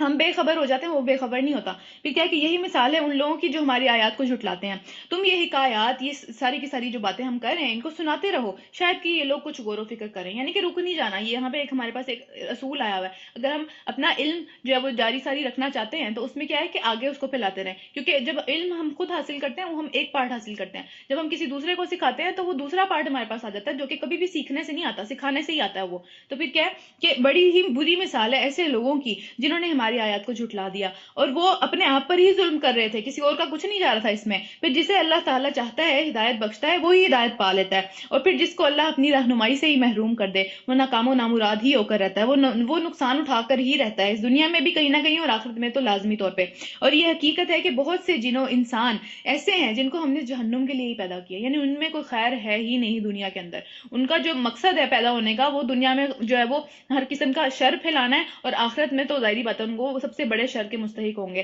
اور پھر کیا وہ کون لوگ ہیں؟ ان کے پاس دل ہے مگر اسے سوچتے نہیں ہیں، دل کے اندر وہ جذبہ بھی ہے جس کی ہم پیچھے بات کر چکے ہیں، صحیح اور غلط کو پہچاننے کی صلاحیت بھی ہے، لیکن وہ اس کا استعمال ہی نہیں کرتے، اس کو انہوں نے سوچنا ہی چھوڑ دیا۔ ان کے پاس آنکھیں ہیں مگر وہ اس کو حق دیکھنے کے لیے استعمال نہیں کرتے، ان کی نظر صرف دنیا کی چیزوں پہ، دنیا کے فائدوں پہ رہتی ہے۔ اور ان کے پاس کان ہیں مگر وہ اس سے سچ بات سنتے ہی نہیں ہیں، ان کو سنائی بھی دے گی وہ اس پہ عمل نہیں کریں گے، وہ اس کو ایک کان سے سنیں گے دوسرے سے نکال دیں گے۔ اور وہ جانوروں کی طرح، یہاں پہ اللہ تعالیٰ نے انعام کا لفظ استعمال کیا جو ہم پچھلی صورت پڑھ رہے تھے۔ انعام کا مطلب کیا تھا؟ مویشی جانور، جن کو جو ہے ان کا جو لے کے چلنے والا، ریوڑ کو لے کے چلنے والا جدھر ہانپتا ہے وہ ادھر ہی چل پڑتے ہیں، ان کو کچھ پتہ نہیں ہے ہم کدھر جا رہے ہیں کدھر نہیں جا رہے، جہاں راستے میں اگر کوئی درخت نظر آ جاتا ہے وہاں سے کھانا شروع کر دیتے ہیں، آگے چلتے ہیں، کچھ لوگ جو ہے وہ اس میں سے جو ہے وہ ریوڑ سے نکل کے کہیں اور جا کے کھانا شروع کر دیتے ہیں، مطلب جس قدر وہ بے خبر اور ایک طرح سے ڈنڈے کے آسرے پہ چل رہے ہوتے ہیں، وہ اس طرح کے لوگ ہیں یہ لوگ جو کہ اپنی عقل استعمال نہیں کرتے، وہ صرف لوگوں کو دیکھ کے ان کے پیچھے چلتے چلے جاتے ہیں۔ اور پھر کیا، بلکہ اس سے بھی زیادہ کئی گئے گزرے، یہ جانوروں کا تو چلو کام ہی ہے نا، ان کے پاس عقل نہیں ہے، وہ اس سے زیادہ گئے گزرے کیوں ہیں؟ کیونکہ ان کو عقل کے ساتھ وہ اس طرح کے کام کر رہے ہیں۔ اور پھر کیا، یہ وہ لوگ ہیں جو غفلت میں کھوئے ہوئے ہیں، ہر طرح کی غفلت، ہر طرح کی لا علمی، علم ہونے کے باوجود بھی جو نہیں عمل کرتے، ٹھیک ہے، تو وہ سارے کے سارے غفلت میں کھوئے ہوئے ہیں، ان کی زندگی اس طرح کی ہے کہ جیسے وہ انہوں نے کبھی ہوش میں آ کے دیکھا ہی نہیں کہ چل کیا رہا ہے۔ ٹھیک ہے، اللہ اچھے ناموں کا مستحق ہے، اللہ کے سارے جو بہترین دنیا کے نام ہیں وہ اللہ کے نام ہیں، اور پھر کیا ہے کہ اس کو اچھے ہی ناموں سے پکارو، اس کو غلط ناموں سے یا اس کو جو ہے وہ کسی اس طرح کے ناموں سے جو کہ خود بنا لیے گئے، اللہ تعالیٰ نے ہمیں نہیں بتائے وہ نام، ٹھیک ہے، تو ان ناموں سے پکارنا چاہیے۔ اور ان لوگوں کو چھوڑو جو انہوں نے اپنے خود سے جو ہے وہ نام بنا کے اس میں جو ہے وہ تیڑ نکال لیا سارے کے سارے، تو اپنی طرف سے نام اللہ کو منسوب کر دیا، اللہ یہ بھی ہے، یہ بھی ہے، یہ بھی ہے۔ اللہ نے 99 نام، جو اپنے 99 نام ہمیں بتائے ہیں، وہ حدیث سے ثابت ہے، وہ سارے کے سارے اللہ کے نام ہیں، اللہ نے خود بتایا ہے وہ نام، اور جو کچھ وہ کرتے ہیں اس کا بدلہ وہ پا کر رہیں گے۔ یہ اچھی بات نہیں ہے اللہ کو برے ناموں سے پکارنا۔ اسی طرح حدیث ہے، نبی صلی اللہ علیہ وآلہ وسلم نے فرمایا کہ جو شخص اللہ کے جو ہے وہ 99 نام ہے، اور جو شخص ان کا شمار رکھے گا، یعنی کہ ان کو پڑھے گا، ان کو یاد رکھے گا، اور اللہ کو ان کے ناموں سے پکارے گا۔ جب اللہ تعالیٰ سے ہم علم مانگ رہے ہیں تو ہم کہیں یا علیم، اے علم والے، اے کل علم والے، تو مجھے بھی علم عطا کر اپنے علم میں سے تھوڑا سا۔ یا پھر ہم اگر رزق مانگ رہے ہیں، ہم کہیں اے رزاق، اے سب کو رزق دینے والے، تو مجھے بھی رزق دے، ٹھیک ہے، تو اللہ تعالیٰ بہت خوش ہوتا ہے اس طرح کی ساری باتوں سے۔ اگر ہمارا کوئی راستہ بند ہو گیا، کوئی مسئلہ پڑ گیا، کوئی اس طرح کا ہے کہ کچھ راستہ نظر نہیں آ رہا، تو ہم کہیں یا فتاح، اے راستے کھولنے والے، میرے لیے راستہ کھول دے، تو اللہ کو بہت زیادہ پسند ہے کہ اس طرح سے اللہ تعالیٰ سے دعائیں مانگی جائیں۔ اس کی یہ خصوصیت ہے، اس کی یہ ایک طرح سے سمجھ لیں صفت ہے، یہ ساری کی ساری جو صفاتی نام ہے نا، 99 جو نام ہے، تو وہ ساری کی ساری صفات کے ذریعے سے ہم اللہ تعالیٰ سے دعائیں مانگے سارے کے سارے۔ تو کیا ہے حدیث میں کیا ہے کہ جو ان کا شمار رکھے گا اور پڑھے گا، یار یہ شمار رکھنے کا مطلب ہے کہ اس کو یاد ہوں سارے کے سارے نام، وہ ان کو پڑھے، وہ ان کے ذریعے دعا مانگے، وہ ان پہ پورا یقین رکھے کہ ہاں اللہ ہی جو ہے وہ دینے والا ہے، اللہ ہی جو ہے وہ عزت دینے والا ہے، سارے کے سارے معاملات جو اللہ کے ناموں کے ساتھ جڑتے ہیں، وہ کیا ہے کہ اللہ تعالیٰ اس کو جنت میں داخل کرے گا، نبی صلی اللہ علیہ وسلم کی حدیث ہے یہ۔ پھر اس کے بعد کیا ہے کہ ہماری مخلوق میں سے ایک گروہ ایسا بھی ہے جو ٹھیک ٹھیک حق کے مطابق ہدایات اور حق کے مطابق انصاف کرتا ہے۔ کچھ لوگ ایسے بھی ہیں، ہمیشہ اللہ تعالیٰ جب کسی کی برائی بیان کرتے ہیں تو ہمیشہ اس کے ساتھ جو اچھے اور سچے لوگ ان میں سے ہوتے ہیں ان کی بھی بات کرتے ہیں۔ تو یہاں پہ ہمیں جو ہے وہ جو اسٹیریو ٹائپس ہوتی ہیں دنیا کے اندر کی، یہ تو قوم ہی ایسی ہے، یہ تو ساری کے سارے لوگ ہی ایسے ہیں، اس گھر کے تو سب لوگ ہی ایسے ہیں، ایسا نہیں ہوتا کبھی بھی، پانچ انگلیاں کبھی برابر نہیں ہوتی۔ کسی قوم میں دیکھ لیں، کسی گھر کے لوگوں میں دیکھ لیں، کسی بھی خاندان میں دیکھ لیں، کبھی بھی جو لوگ ہوتے ہیں وہ سارے ایک جیسے نہیں ہوتے، ہمیشہ کسی نہ کسی میں خیر کا ایلیمنٹ زیادہ ہوتا ہے، کسی میں شر کا ایلیمنٹ زیادہ ہوتا ہے، تو ہمیں جو ہے وہ ایک جیسا ایک ہی کٹہرے میں کھڑا نہیں کر دینا چاہیے سب کو۔ پھر کیا ہے، یہاں رکو ختم ہو رہا ہے، 23واں رکو سٹارٹ کرتے ہیں۔ رہے وہ لوگ جنہوں نے ہمارے آیات کو جھٹلا دیا ہے تو انہیں ہم آہستہ آہستہ ایسے طریقے سے تباہی کی طرف لے جائیں گے کہ انہیں خبر بھی نہیں ہوگی، پوری زندگی ان کی سارے کے سارے معاملات ہیں، سارے کے سارے کوششیں، سارا خون پسینہ جتنا بھی لگائیں گے وہ آہستہ آہستہ انہیں تباہی کی طرف ہی لیتا چلا جائے گا، اور انہیں پتہ بھی نہیں چلے گا کہ اینڈ پہ کہاں کھڑے ہوئے ہیں وہ لوگ، پوری زندگی کی کمائی کدھر لا کے ضائع کر دی۔ پھر کیا ہوگا، میں ان کو ڈھیل دے رہا ہوں، اللہ تعالیٰ کہہ رہے ہیں میں انہیں ڈھیل دیتا چلا جا رہا ہوں، وہ بہت مزے میں ہے اس ٹائم، ان کو لگتا ہے اللہ بہت خوش ہے، ہمیں کوئی مسئلہ ہی نہیں آ رہا، کوئی پریشانی نہیں آ رہی، تو بس اللہ بہت خوش ہے، میری چال کا کوئی توڑ نہیں ہے، جو میں نے ان کے ساتھ چال چلی ہے، اللہ تعالیٰ فرما رہے ہیں کہ میں نے جو ان کے ساتھ چال چلی ہے وہ ساری کی ساری جو ہے وہ یہی والی معاملات اس کے ساتھ ہیں کہ چاہے کوئی چیز دے دی گئی ہے، چاہے کوئی چیز لے لی گئی ہے، وہ اللہ کی چال ہے، اس کو سمجھنا چاہیے کہ اللہ کی چال ہے، اللہ مجھے آزما رہا ہے اس چیز کے ذریعے، چاہے کوئی چیز دے دی ہے، کوئی نعمت دے دی ہے، چاہے کوئی نعمت لے لی ہے، دے کے کیسے آزما رہا ہے کہ شکر کرتا ہے یا نہیں، لے کے کیسے آزما رہا ہے کہ صبر کرتا ہے یا نہیں، میرے ساتھ رہتا ہے، میرے ساتھ اچھا گمان رکھتا ہے یا نہیں۔ پھر کیا ہے، اور کیا یہ لوگوں نے کبھی نہیں سوچا کہ ان کے جو ساتھی ہیں، یعنی نبی صلی اللہ علیہ وسلم کی یہاں بات ہو رہی ہے کہ ان کے جو ساتھی ہیں ان پر کوئی جنون کا اثر نہیں ہے؟ وہ لوگ کہتے تھے یہ شاید پاگل ہے، اپنی طرف سے باتیں کرتے رہتے ہیں، نعوذ باللہ. ٹھیک ہے، تو اللہ تعالیٰ کہہ رہے ہیں کہ کیا لوگوں نے کبھی نہیں سوچا؟ کیا ان کو پہلے نہیں پتا تھا؟ وہ پہلے سے نہیں جانتے تھے؟ 40 سال کے بعد اللہ تعالیٰ نے نبوت دی، 40 سال ان کے درمیان میں رہے ہیں نبی صلی اللہ علیہ وسلم، تو ان کو نہیں پتا کہ نبی صلی اللہ علیہ وسلم جو ہے وہ ان کے ساتھ ایسا کوئی معاملہ نہیں تھا. وہ تو ایک خبردار کرنے والا ہے جو برا انجام سامنے آنے سے پہلے پہلے ڈرا رہا ہے بس، اور تو کچھ بھی نہیں کرا. وہ تو تمہیں کیوں ایسا لگتا ہے؟ اس طرح کی باتیں کیوں کر رہے ہو؟ تو کیا ان لوگوں نے آسمان اور زمین کے انتظام پر کبھی غور نہیں کیا؟ کیا کسی چیز کو جو بھی خدا نے پیدا کیا آنکھیں کھول کر نہیں دیکھا انہوں نے؟ کیا انہوں نے کبھی دل کی آنکھ سے نہیں دیکھا کہ یہ سارا کا سارا نظام جو چل رہا ہے یہ کون چلا رہا ہے؟ یہ کیا ان کے شریک چلا رہے ہیں جو یہ شریک بنا کے بیٹھے ہوئے ہیں؟ اور کیا یہ بھی انہوں نے نہیں سوچا کہ شاید ان کی مہلت زندگی پوری ہونے کا وقت آ ہی لگا ہو؟ یعنی کہ ساری سرکشیاں جو زندگی کے اندر سارے معاملات جو کرتے چلے جا رہے ہیں، ہو سکتا ہے وہ آج ہی ختم ہونے والا ہو. ہمیں بھی تو سوچنا چاہیے نا یہ بات کہ ہو سکتا ہے ساری جو چھوٹ ملی ہوئی ہے، ساری کی ساری جو ایک طرح سے آزمائش کا ٹائم تو ہے یہ، لیکن ہم سمجھتے نہیں ہے آزمائش کا ٹائم ہے. ہمیں لگتا ہے کہ بس زندگی ہے، ایک وہ یولو والا جو ہے، یو اونلی لیو ونس، تو سارے کے سارے کام اسی زندگی کے اندر کر کے جانے چاہیے. تو ہمیں آخرت کے حساب سے بھی سوچنا چاہیے کہ یو اونلی لیو ونس، ایک ہی دفعہ چانس ملا ہوا ہے، صرف ایک ہی دفعہ چانس ہے، اور وہ آج ختم ہو گیا، وہ مہلت ختم ہو جائے گی. اس کے بعد پھر ذرا سی بھی مہلت نہیں ملے گی، ایک سجدہ کرنے کی بھی مہلت نہیں ملے گی، ایک کھجور کا صدقہ دینے کی بھی مہلت نہیں ملے گی. تو وہ اس حساب سے بھی ہمیں سوچنا چاہیے.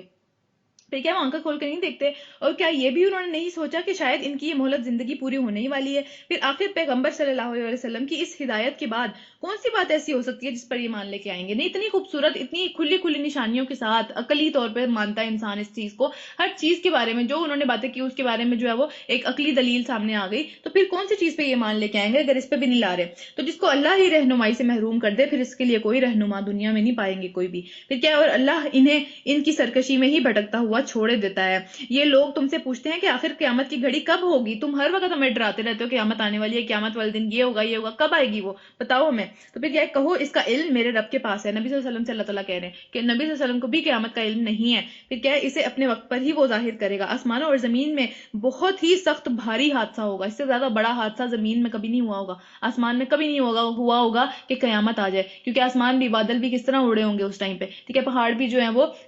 ریشوں کی طرح آسمان میں اڑے ہوں گے. اس قدر وہ خوفناک اور ہولناک قسم کا دن ہوگا. وہ تم پر اچانک آ جائے گی، تمہیں بتا کے نہیں آئے گی. وہ تمہیں اگر یہ ڈیمانڈ میرے سے کر رہے ہو، یا مجھے نیچا دکھانے کے لیے بیسیکلی یہ ڈیمانڈ وہ کر رہے تھے نبی صلی اللہ علیہ وسلم کو کہ تم اتنا بتاتے ہو کہ بھئی غیب کی ساری باتیں تمہیں پتہ ہیں، تو یہ بھی بتاؤ. تو نبی صلی اللہ علیہ وسلم نے پھر آگے سے یہ جواب ان کو دینے کا اللہ نے جواب دیا کہ لوگ اس کے متعلق تم سے اس طرح پوچھ رہے ہیں کہ گویا تم ہر وقت ان کی ٹو میں لگے رہتے ہو، تمہارا زندگی میں کوئی کام ہی نہیں ہے، تم بس ہر وقت یہی سوچتے رہتے ہو، یا اسی کے بارے میں جو تمہاری ریسرچ ہے ساری کی ساری کہ کب آ رہی ہے. کہو اس کا علم تو صرف اللہ کو ہے، مگر اکثر لوگ اس حقیقت سے ناواقف ہیں. اے نبی صلی اللہ علیہ وسلم، ان سے کہو میں اپنی ذات کے لیے کسی نفع اور نقصان کا اختیار نہیں رکھتا، میں اپنی ذات کے لیے بھی نہیں رکھتا، میں اپنی ذات کے بارے میں بھی کنفرم نہیں ہوں کہ میرے ساتھ یہ والا جو بھلائی ہو سکتی ہے وہ ہو سکتی ہے. میں ہر چیز میں بھی اللہ پہ ڈیپینڈنٹ ہوں. تو کون سے لوگ کس طرح سے باتیں کر جاتے ہیں کہ نبی ہمیں بچا لیں گے؟ کیسے کر جاتے ہیں؟ وہ اپنے نبی اپنی ذات کے بارے میں بھی نفع اور نقصان کا کوئی بھی اختیار نہیں رکھتے. سارا اختیار اللہ کا ہے، اللہ ہی جو چاہتا ہے وہ ہوتا ہے، دنیا میں بھی اور آخرت میں تو ظاہری بات ہے وہی ہوگا. تو اگر مجھے غیب کا علم ہوتا تو میں اپنے لیے بہت سارے فائدے حاصل کر لیتا اور مجھے کبھی کوئی نقصان نہ پہنچتا. میں پہلے ہی اس کی تیاری کر لیتا اگر مجھے پتا ہوتا کہ کیا ہونے والا ہے. تو پھر کیا ہے کہ میں تو محض ایک خبردار کرنے والا اور خوشخبری سنانے والا ہوں ان لوگوں کے لیے جو میرے پہ ایمان لے آئے. صرف انہی لوگوں کو جو ہے وہ میری باتوں کا اثر ہوتا ہے. تو اس بات سے بہت ساری ایک طرح سے جو ہے وہ اللہ تعالیٰ نے نبی صلی اللہ علیہ وسلم سے کہا، نبی صلی اللہ علیہ وسلم کے منہ سے یہ بات نکلوائی. اور آج بھی یہ جو قرآن ہمارے درمیان میں موجود ہے اور اس کے اندر یہ بات لکھی ہوئی ہے کہ نبی صلی اللہ علیہ وسلم کو اپنی ذات کے اوپر بھی اختیار نہیں ہے، اپنی ذات کے بارے میں بھی وہ کنفرم فیصلہ نہیں کر سکتے. ان کو مطلب اللہ تعالیٰ نے ساری کی ساری جتنی بھی جو خوشخبریاں ہیں وہ سب کی سب دی ہوئی ہیں بالکل، لیکن اس میں بھی اللہ چاہے گا تو وہ ہوگا. ٹھیک ہے، آخری اختیار اور ایک مکمل اختیار اللہ تعالیٰ کا ہے ہر چیز کے اوپر. کسی بھی چیز کے اوپر کسی اور کا اختیار نہیں چلتا سوائے اللہ کے. یہاں رکوع ختم ہو رہا ہے، اس کے بعد کیا 24واں رکوع ہے. وہی ہے جس نے تمہیں ایک جان سے پیدا کیا اور اسی سے اس کا جوڑا بنایا، اسی سے اس کی بیوی بنائی، اور مطلب مرد سے انسان نے عورت کو پیدا کیا تو اسی سے اس کی بیوی بنائی تاکہ اس کے پاس سکون حاصل کرے. یعنی کہ شوہر کے لیے عورت کے اندر سکون ہونا چاہیے، اس کی بیوی اس کے لیے سکون کا باعث ہونی چاہیے. گھر کو پرسکون بنانے میں بیوی کا کام ہے. ٹھیک ہے، گھر کے اندر جتنا بھی سارا کا سارا سکون والا معاملہ ہوتا ہے یا پھر کوئی باہر سے آئے اس کو سکون لگے گھر کے اندر، ہر وقت جو ہے وہ کوئی ایک مصیبت طاری نہیں ہوئی ہوئی یا کوئی اس طرح کے معاملات نہیں چل رہے. یہ ساری کی ساری چیزیں میک شور کرنا، یعنی کہ سکون زندگیوں کے اندر جو ہے وہ ہم یہ بات سنتے ہیں ہیپی وائف ہیپی لائف. ٹھیک ہے، اس کی کوئی وجہ ہے. اس کی وجہ یہ ہے کہ اگر عورت کو سکون میں ہونا ہو تو وہ ہر چیز کو سکون میں رکھتی ہے. اگر وہ سکون میں نہیں ہے وہ زندگی تباہ کر دے گی. لیکن اس کا یہ کام ہے کہ وہ سکون میں رہے اور سکون میں رکھے سب کو. ٹھیک ہے، یہ اس کی ذمہ داری ہے. اس کی شادی کا ایک مقصد ہے، یہ سب سے بڑا مقصد ہی ہے. ٹھیک ہے، پھر جب مرد نے عورت کو ڈھانک لیا اور اس کو ایک خفیف سا ہلکا سا حمل رہ گیا، وہ پریگننٹ ہو گئی، تو پھر کیا جسے لیے وہ چلتی پھرتی رہتی ہے، یعنی ایک مدت تک وہ اس کو برداشت کرتی رہتی ہے، اور پھر جب وہ بوجھل ہو گئی آخری مہینوں کے اندر، تو دونوں نے مل کر اپنے رب سے، اللہ سے خوب دعا کی کہ اگر تو ہمیں ایک تندرست سا ایک اچھا سا بچہ دے دے تو ہم تیرے شکر گزار ہوں گے۔ مگر جب اللہ نے ان کو ایک صحیح سالم ایک تندرست جو ہے وہ ایک ہیلدی اولاد دے دی، تو اس کی بخشش و عنایت میں دوسروں کو شریک ٹھہرانے لگے کہ فلاں ڈاکٹر بہت اچھا تھا اس لیے اچھی ہو گیا، ٹھیک ہے، فلاں بندے کی بابے کا جو تعویذ تھا اس سے بڑا کام بن گیا، یا پھر فلاں بندے حکیم کی جو دوائی تھی، مطلب دوسروں کو کریڈٹ دینے لگتے ہیں۔ اللہ کو کریڈٹ پہلے دینا چاہیے کہ اللہ کا لاکھ لاکھ شکر ہے کہ ایسا ہوا، بعد میں دوسروں کے کریڈٹس آتے ہیں، وہ وسیلے ہیں، اللہ نے کیا یہ سب کچھ۔ پھر کیا کہ اللہ بہت بلند تر اور ان مشرکانہ باتوں سے بہت بلند ہے جو یہ لوگ کرتے ہیں، یعنی اللہ کے ساتھ کوئی شریک نہیں تھا اس کام میں، کوئی بھی کچھ بھی کر لیتا، اگر اللہ نہ چاہتا یہ دنیا میں صحیح سلامت نہیں آ سکتا تھا۔ پھر کیا کیسے نادان ہیں یہ لوگ کہ اگر خدا کو ان کو خدا کا شریک ٹھہراتے ہیں جنہوں نے کسی چیز کو پیدا نہیں کیا، جو خود مخلوق ہے، وہ خالق کے ساتھ اس کو شریک ٹھہرانا شروع ہو گئے ہیں جو کہ خود مخلوق ہیں، بلکہ خود پیدا کیے جاتے ہیں، جو نہ ان کی مدد کر سکتے ہیں اور نہ ہی اپنی مدد پر قادر ہیں۔ ان کے ساتھ خود اگر اس طرح کا معاملہ ہو جائے جن کو ہم شریک ٹھہراتے ہیں، یا اس وقت وہ جس طرح بتوں کو شریک ٹھہراتے تھے، بتوں کے آگے نذرانے پیش کرتے رہتے تھے، وہ تو اپنی مدد خود نہیں کر سکتے، بت کو آ کے توڑ دے تو اس کو اس میں ہاتھ نہیں ہے کہ وہ جو ہے اس کو بچا لے، یا انسانوں کے ساتھ بھی اگر کوئی معاملہ کر دے، کوئی اس طرح کا معاملہ کر دے کہ جس کے اندر نقصان ہے، یا اس کا اپنے ڈاکٹر کا ہی خدا نہ خواستہ کوئی بچہ جو ہے وہ اس طرح کا پیدا ہو جائے کہ جو کہ تندرست نہ ہو، تو اس میں پھر ڈاکٹر کا کیا کمال ہے کہ اگر آپ کا بچہ تندرست دنیا کے اندر آ گیا، اللہ کا کمال ہے یہ۔ تو اگر تم انہیں سیدھی راہ پر آنے کی دعوت دو تو تمہارے پیچھے نہیں آئیں گے، وہ اسی میں لگے رہیں گے کہ نہیں نہیں فلاں فلاں فلاں فلاں۔ تو پھر کیا تم خواہ انہیں پکارو یا خاموش رہو، ان دونوں صورتوں میں تمہارے لیے برابر ہے، ان کو کوئی فرق نہیں پڑتا۔ تم لوگ خدا کو چھوڑ کر جن کو بھی پکارتے ہو وہ تو محض بندے ہیں یا تم جیسے ہی بندے ہیں، اس میں کیا ان میں کیا خاص بات ہے کہ ان کو تم بہتر سمجھتے ہو یا ان کو تم اللہ کی برابری پہ لے آتے ہو؟ ان سے دعائیں مانگ کر دیکھو، یہ تمہاری دعاؤں کا جواب دیں گے اگر اس کے بارے میں تمہارے خیال صحیح ہے۔ کیا تمہاری ہر چیز ہر ضرورت جو تم اللہ سے پوری کرواتے ہو، دل کا سکون ہے، سب سے بڑی چیز دل کا سکون ہے، اس کے اندر دل کا سکون کوئی انسان کی کسی بات کو نہیں آ سکتا وہ جب تک کہ اللہ نہ چاہے، کوئی انسان کسی کے دل کے اندر سے جو ہے محبت نہیں ڈال سکتا کسی کے دل کے لیے، یا پھر کسی کے دل سے نفرت کو نہیں نکال سکتا، یہ صرف اللہ کے کام ہے، اس کے علاوہ کوئی نہیں کر سکتا یہ کام، سارے کے سارے کام یہ اللہ کے ہیں۔ لیکن یہ سارے معاملات اگر ہمیں لگتا ہے کہ دنیا میں ہمارا کوئی کام بنا سکتا ہے، ہم چھوٹے موٹے کاموں کے لیے اس کے پاس چلے جاتے ہیں، لیکن یہ ایک طرح سے دلیلیں ہیں کہ کوئی بھی کام اللہ کی مرضی کے بغیر نہیں ہوتا۔ پھر کیا یہ پاؤں رکھتے ہیں کہ ان سے چلیں؟ یعنی کہ بتوں کی یہاں بات ہو رہی ہے کہ اپنی مدد کے لیے چل بھی نہیں سکتے، کسی کی مدد کرنے کے لیے وہاں پہنچ بھی نہیں سکتے، پھر کیا یہ ہاتھ رکھتے ہیں کہ ان سے پکڑیں، کسی کے ہاتھوں سے ہی مدد کر دیں؟ پھر کیا یہ آنکھیں رکھتے ہیں کہ ان سے دیکھیں؟ کیا یہ کان رکھتے ہیں کہ ان سے سنیں؟ یعنی اتنی ساری باتیں کہ انہی سب چیزوں کی وجہ سے جو ہے وہ ہم دوسروں کی ہیلپ کر سکتے ہیں نا، ظاہر سی بات ہے، سنیں گے کسی کی بات تو اسے اچھا مشورہ دیں گے، آنکھیں رکھیں گے تو کہیں پہنچ سکیں گے اس کو دیکھنے کے لیے، یہ سارے معاملات۔ تو پھر کیا اے نبی صلی اللہ علیہ وسلم ان سے کہو بلا لو اپنے ٹھہرائے ہوئے سارے شریکوں کو، پھر تم میرے خلاف مل کر جو میرا بگاڑ سکتے ہو بگاڑنے کی کوشش کرو، جو کرنا چاہتے ہو زمین آسمان میں جو تمہارے سارے کے سارے شریک ہیں ان سب کو بلا کے میرے خلاف جو ہے وہ پلاننگ کرو، اور مجھے ہرگز مہلت نہ دو، ایک چھوٹی سی بات بھی نہ چھوڑنا، میرے خلاف آ جاؤ سارے کے سارے۔ میرا حامی و ناصر وہ خدا ہے جس نے یہ کتاب نازل کی ہے، اور وہ صالح لوگوں کی حمایت کرتا ہے، وہ نیک لوگوں کی حمایت کرتا ہے، وہ تمہاری حمایت نہیں کرے گا، اور جب تمہاری حمایت وہ نہیں کرے گا تو پھر تم کبھی بھی کامیاب نہیں ہو سکو گے۔ یہ ایمان کا حصہ ہے، یہ والی جو سارا کا سارا ایک طرح سے سمجھ لیں یقین ہے کہ اللہ میرے ساتھ ہے نا تو مجھے کوئی نقصان نہیں دے سکتا، ساری دنیا دوسری طرف ہو جائے چاہے، ٹھیک ہے۔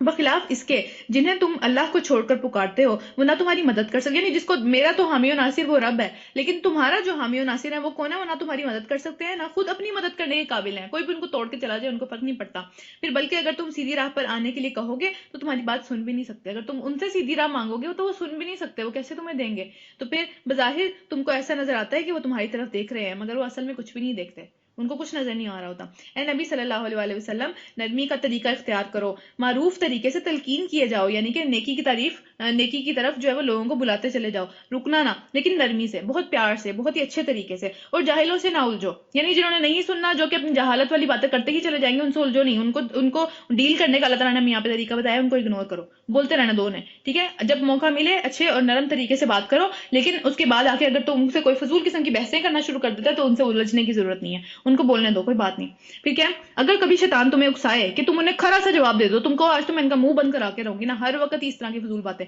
تو پھر کیا ہے کہ تم اللہ کی پناہ مانگو، اگنور کرو ان کو، اگنور کرنے سے بہتر کوئی حل نہیں ہے، ان کو اگنور کرتے چلے جاؤ، اور پھر کیا وہ سب کچھ سننے والا اور جاننے والا ہے۔ حقیقت میں جو لوگ متقی ہیں، جو لوگ اللہ سے ڈرنے والے ہیں، ان کا حال یہ ہوتا ہے کہ جب شیطان کے اثر سے کوئی برا خیال ان کو چھو بھی جاتا ہے، فوراً سے جیسے ہی ان کو مطلب کوئی برا خیال آ جاتا ہے، فوراً چکنے ہو جاتے ہیں، فوراً سے آن گارڈ آ جاتے ہیں کہ یہ شیطان کی طرف سے آیا ہے خیال، مجھے فوراً پہچان جاتے ہیں، اور پھر انہیں صاف نظر آنے لگتا ہے کہ ان کے لیے صحیح طریقہ کار کیا ہے، کیا ان کو فالو کرنا چاہیے اصل میں۔ اب اسی بارے میں جو ہے وہ ایک حدیث ہے نبی صلی اللہ علیہ وسلم سے، نبی صلی اللہ علیہ وسلم کی حدیث نہیں ہے، حضرت عمر کی حدیث ہے یہ۔ حضرت عمر کے ساتھ مطلب حدیث جو ہے وہ بیسیکلی وہ کافی طرح کی ہیں، اور اس کے اندر ایک اس کی ٹائپ جو ہے وہ یہ ہے کہ نبی صلی اللہ علیہ وسلم سے ڈائریکٹلی نبی صلی اللہ علیہ وسلم نے یہ بات کی تھی۔ اسی طرح ایک حدیث کی ٹائپ یہ ہے کہ صحابہ کرام میں سے کسی نے یہ بات دوسروں کو سکھائی، کہ انہوں نے نبی صلی اللہ علیہ وسلم سے وہ چیز سیکھی تھی اور انہوں نے وہ اپنے الفاظ میں دوسروں کو بتائی وہ بات۔ تو خیر ان کی حدیث ہے، حضرت عمر رضی اللہ تعالیٰ عنہ کی حدیث ہے کہ ایک بندہ جو ہے وہ حضرت عمر کے پاس آیا جب وہ رول کر رہے تھے، جب وہ خلیفہ تھے، تو ان کے پاس آیا اور عجیب عجیب باتیں کرنے لگا کہ آپ جو ہے وہ بڑے جو ہے نا وہ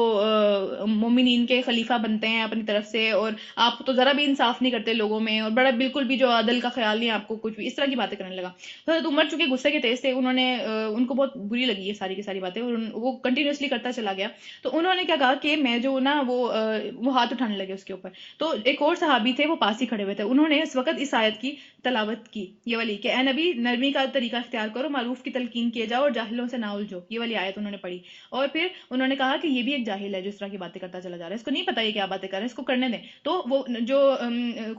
خلیفہ تھے اس وقت، یعنی کہ حضرت عمر علیہ السلام، حضرت عمر رضی اللہ تعالیٰ عنہ، تو انہوں نے کیا کیا کہ وہ فوراً سے وہیں جھک گئے، وہیں کھڑے ہو گئے، وہ انہوں نے ذرا ہاتھ نہیں اٹھایا آگے اور کوئی بات نہیں کی آگے۔ اتنے بڑے خلیفہ، سب سے بڑی جو سلطنت تھی وہ حضرت عمر کی تھی اس ٹائم پہ، ٹھیک ہے۔ تو کیا ہوا، وہ اتنے بڑے خلیفہ جو ہے وہ اسی ٹائم عاجزی سے جھک گئے، اور انہوں نے کہا کہ نہیں، اللہ کا حکم ہے اور واقعی یہ جو ہے وہ جاہلوں میں سے ہے، تو میں اس کے آگے کچھ بھی نہیں کہوں گا، یہ جو ہے جو مرضی کہتا چلا جائے۔ اور وہ کہتا چلا گیا، اور حضرت عمر نے کچھ بھی نہیں کہا اس کو آگے سے۔ تو یہ جو اتنے بڑے آدمی اور اتنے بڑے، سمجھ لیں کہ اتنے اللہ تعالیٰ کی نظر میں بھی جو ہے وہ بڑے آدمی کی اگر یہ کام ہے تو ہمارے بھی یہی کام ہونے چاہیے۔ ہمیں اگر شیطان فوراً سے اکسائے کسی چیز کے اوپر کہ اب تو جواب لازمی دینا، اب تو بات بہت آگے سے نکل گئی ہے، اتنی بڑی بڑی باتیں کری چلے جا رہا ہے یہ بندہ، تو کیا ہے کہ فوراً سے اللہ کی پناہ مانگنی چاہیے۔ اللہ کی پناہ کے لیے بھی ہم نے دعا بھی یاد کی ہے نا، وہ والی، وہ شیطان سے پناہ کی ہے، اس شیطان کی سارے کے سارے وسوسوں سے پناہ کی جو دعا ہم نے یاد کی ہے ابھی، تو وہ بھی یوز کی جا سکتی ہے، وہ بہت افیکٹو دعا ہے اس بات کے لیے۔ تو خیر یہ والی ساری کی ساری چیزیں، اس کے بعد کیا ہے، رہے ان کے بھائی، یعنی کہ شیاطین کے بھائی، جو کہ شیاطین کے ہر وقت دن رات ساتھ لگے ہوئے ہیں ان کے، وہ بھائی کی طرح ہیں آپس میں۔ پھر کیا ہے کہ تو وہ انہیں غلط راستے کی طرف کھینچے چلے جاتے ہیں، اور انہیں بھٹکانے میں کوئی کسر نہیں اٹھا رکھتے، وہ اتنی سی بھی جو مہلت ہے ان کے لیے نہیں چھوڑتا کہ وہ واپس چلے جائیں، وہ ان کے بھائی ہی بن جاتے ہیں، آگے پیچھے اوپر نیچے ہر طریقے سے وہ ان کے اوپر آ رہے ہوتے ہیں۔ پھر کیا ہے کہ اے نبی صلی اللہ علیہ وآلہ وسلم، جب تم ان لوگوں کے سامنے کوئی نشانی یعنی معجزہ پیش نہیں کرتے، کیونکہ ان کی ڈیمانڈ تھی معجزہ لے کے آؤ، تو یہ کہتے ہیں کہ تم اپنے لیے کوئی معجزہ انتخاب کیوں نہیں کر لیا، اتنی تم باتیں کرتے ہو غیب کی، تو معجزہ بھی لے آتے پھر ہمارے پاس۔ تو ان سے کہو میں تو صرف اس وحی کی پیروی کرتا ہوں جو میرے رب نے میری طرف بھیجی ہے۔ یہ بہت ہی بصیرت کی روشنیاں ہیں، بہت زیادہ سمجھ لیں کہ عقل مندانہ باتیں ہیں یہ ساری کی ساری، اور تمہارے رب کی طرف سے، اور ہدایت اور رحمت ہے ان لوگوں کے لیے جو ایمان لاتے ہیں۔ جب قرآن تمہارے سامنے پڑھا جائے تو اسے توجہ سے سنو اور خاموش رہو، شاید کہ تم پر بھی رحم ہو۔ یہ ہمارا آج تک بھی یہ والا ایک طرح سے قانون ہے قرآن کو سننے کا، کہ اس کو توجہ سے، پوری توجہ سے اس کو سننا ہے، تاکہ اس پہ عمل بھی کیا جا سکے۔ اس کے لیے اپنے لیے پوائنٹس نکالنے ہیں اس کے اندر سے کہ یہ میرے میں غلطی ہے، یہ میرے میں غلطی ہے، یہ اس کو ٹھیک کرنا ہے، اس کو ٹھیک کرنا ہے، اور اسے توجہ سے سنو اور خاموش رہو۔ اس کے آگے جو ہے وہ کوئی بندہ فون یوز کر رہا ہے، یا کوئی بندہ جو ہے وہ کسی اور سے باتیں کرنے میں لگا ہوا ہے، یا کوئی بندہ اس کا دھیان جو ہے وہ کسی اور چیز میں لگا ہوا ہے، یہ قرآن کا حق نہیں ہے۔ قرآن کا حق ادا کرنا چاہیے جب پڑھتے ہیں اسے تو، یا اس کو جب سن رہے ہوتے ہیں اس کا حق ادا کرنا چاہیے۔ پھر کیا ہے، شاید تم پر بھی رحم ہو جائے، رحمت کا ایک ذریعہ ہے یہ، ٹھیک ہے، اللہ کی رحمت کو اپنی طرف لانے کی یہ ایک ذریعہ ہے کہ پوری توجہ سے قرآن کو سنا جائے۔ ٹھیک ہے، اے نبی صلی اللہ علیہ وآلہ وسلم، اپنے رب کو صبح شام یاد کیا کرو۔ صبح شام کے اذکار، ہم بہت عرصے سے یہ بات کریں کہ صبح شام کے اذکار جو ہے وہ ایک طرح سے بہت، اس میں ہم اللہ تعالیٰ کی تعریف بھی کرتے ہیں، اس میں اللہ تعالیٰ سے اپنے لیے پروٹیکشن بھی مانگتے ہیں، اس میں ہم اللہ تعالیٰ سے بہت ساری دعائیں بھی کرتے ہیں، صحت کی دعا کرتے ہیں، اس میں ہم اللہ تعالیٰ سے عافیت کی دعا کرتے ہیں، بہت ساری دعائیں ہیں اس کے اندر جو کہ ہم اللہ تعالیٰ سے مانگتے ہیں، اور صبح شام مانگنی چاہیے، یہ دونوں ٹائم پہ، اور دل ہی دل میں زاری اور خوف کے ساتھ، زبان سے ہلکی آواز کے ساتھ بھی، یعنی دل میں بھی مانگنا چاہیے اور زبان سے بھی مانگنا چاہیے، اور خوف کے ساتھ، بہت زیادہ خوف اور امید کے ساتھ اللہ تعالیٰ سے، یعنی کہ لالچ کے ساتھ اللہ تعالیٰ سے مانگنا چاہیے، کیونکہ اور کس سے مانگنا ہے دنیا میں لالچ برا ہے، لیکن اللہ تعالیٰ کے ساتھ اگر ہم بہت زیادہ ایک طرح سے اچھی امید کے ساتھ اللہ تعالیٰ سے مانگتے ہیں تو اللہ تعالیٰ کو پسند ہے یہ سب کی سب چیزیں۔ اور پھر کیا ہے کہ تم ان لوگوں میں سے نہ ہو جاؤ جو غفلت میں پڑے ہوئے ہیں، جو صبح شام اللہ کو یاد نہیں کرتے، وہ غفلت میں پڑے ہوئے ہیں سارے کے سارے۔ اور پھر کیا، جو فرشتے تمہارے رب کے حضور قریب کا مقام رکھتے ہیں اور کبھی اپنی بڑائی کے گھمنڈ میں آ کر اس کی عبادت سے منہ نہیں موڑتے، یعنی کہ